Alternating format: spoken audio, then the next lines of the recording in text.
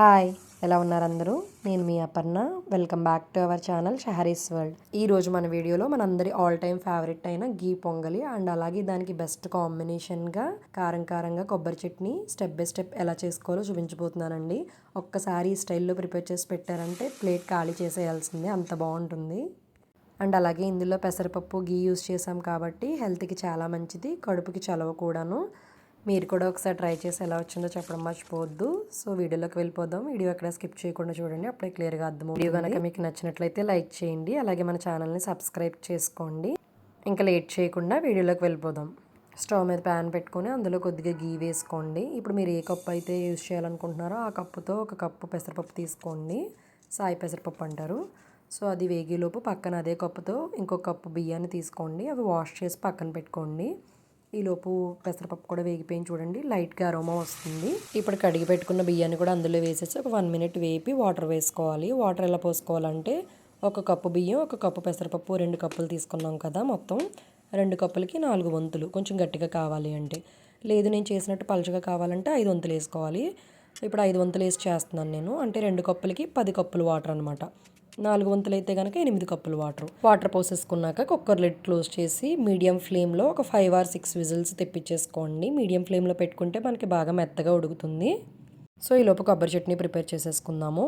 Mixie jar తీసుకుని అందులో చిన్నగా కట్ చేసుకున్న కొబ్బరికాయ ముక్కలు అండ్ అలాగే 4 లేదా 5 వేయించుకున్న పచ్చిమిర్చి వేసుకోండి. నేను ముందుగానే వేయించేసి పెట్టేసుకుంటాను అనమాట బాక్స్లో, అప్పుడు ఇన్స్టెంట్గా వేసేసుకోవచ్చు. చాలామంది పచ్చివి వేస్తారు, ఎందుకో చట్నీ అంత బాగోదు.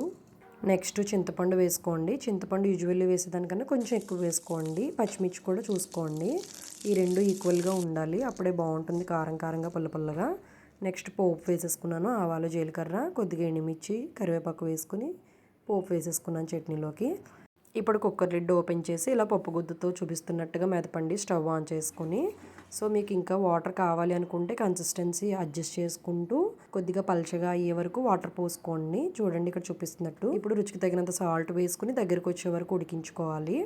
ఇప్పుడు పక్కన పోపు కూడా వేసేసుకుందాము. కొద్దిగా 1 టేబుల్ స్పూన్ గీ వేసుకుని అందులోనే ఆవాలు, జీలకర్ర, ఇప్పుడు ఇందులోనే గుప్పుడు జీడిపప్పు వేసుకోండి. నేను మర్చిపోయాను, వెనకాల వేసాను. సో అవి కూడా కొద్దిగా వేగిన తర్వాత అందులోనే ఒక 6-7 పచ్చిమిర్చి స్లైసెస్ చిన్నగా కట్ చేసి వేసుకోండి, బాగుంటుంది పొంగల్ కారంగా. సో ఇవన్నీ వేగాలి. జీడిపప్పు గోల్డెన్ బ్రౌన్ షేడ్లోకి వచ్చే వరకు వేయించుకోండి.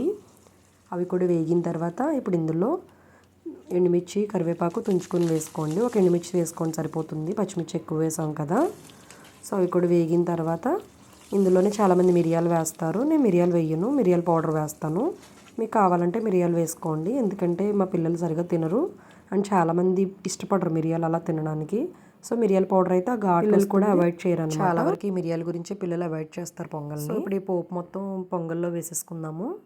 చూడండి, వేసేసుకున్న తర్వాత ఒకసారి గరిటతో మొత్తం తిప్పేసుకోవాలి.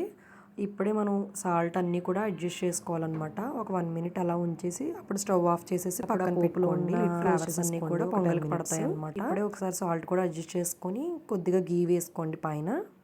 చూడండి ఇక్కడ చూపిస్తున్నట్టు. అంతేనండి, చాలా ఈజీగా చేసేసుకోవచ్చు, చాలా క్విక్గా అయిపోతుంది బ్రేక్ఫాస్ట్ అండ్ హెల్తీ కూడా. సో మీరు కూడా ట్రై చేయండి కంపల్సరీ. ఎలా వచ్చిందో చెప్పడం మర్చిపోవద్దు. వీడియో కనుక నచ్చినట్లయితే లైక్ చేయండి, మన ఛానల్ని సబ్స్క్రైబ్ చేసుకోండి, అప్పుడే నేను పెట్టే ప్రతి వీడియో మీ వరకు వస్తుంది. మరొక మంచి వీడియోతో మళ్ళీ కలుద్దాం. Thank you.